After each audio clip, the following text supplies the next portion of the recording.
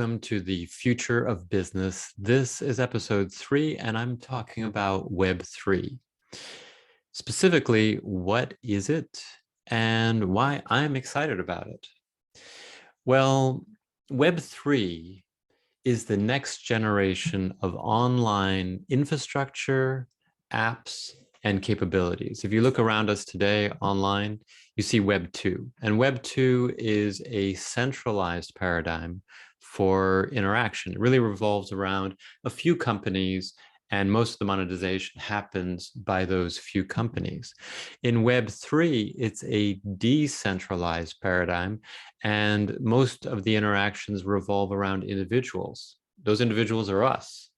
And we get to figure out how we want to monetize and do that monetization based on our rules and our definitions of what makes sense for us in business.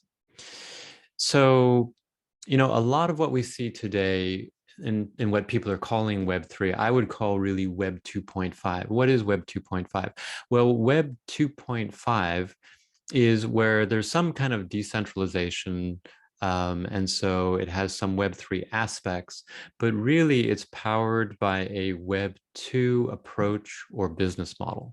And though we're really comfortable with Web2 because it's kind of been the online environment for the last couple of decades, Web2 is really rife with fraud. $6 trillion in fraud last year.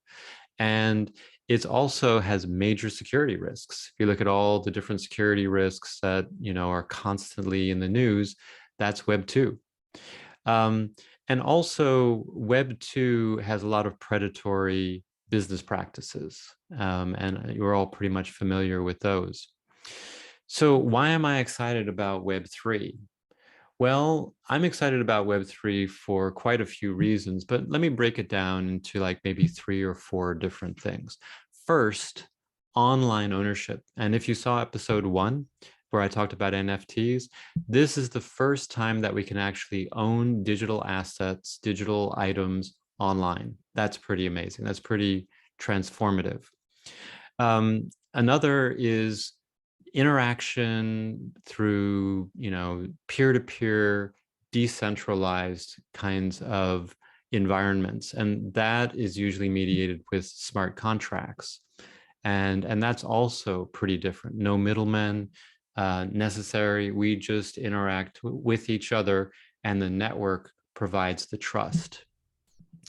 The third thing that I see is pretty exciting is the ability, and I mentioned this before, the ability to monetize our interactions and our data online on our terms.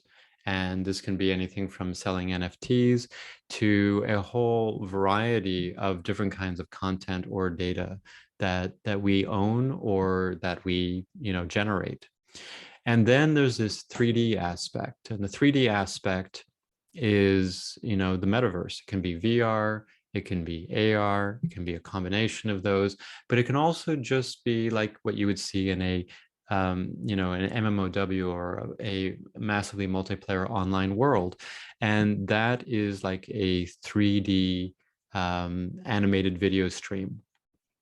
And that's more normal, it's more common for the technologies that we have today. If you're familiar with decentralized autonomous organizations, DAOs, this is the ability to vote and shape communities through our actions and through our opinions and our thoughts. So these are some pretty important aspects of Web3 that we really don't have in Web 2, and they're pretty transformative and can lead to a much healthier and more democratized kind of online environment. So I first got involved in Web3 about 20 years ago.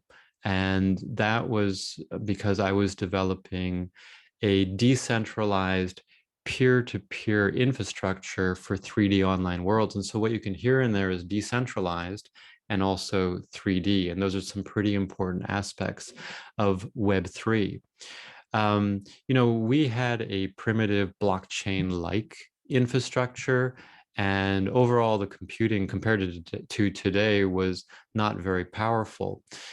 Today, we have much more robust blockchain infrastructures that are protected by cryptography, advanced cryptography, and we also have amazingly powerful computing resources, again, compared to 20 years ago.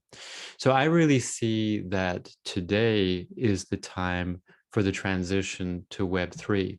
I've been waiting about 20 years, and now I'm ready to help make this transition a reality to a better and a more democratized and fairer Web3 online world.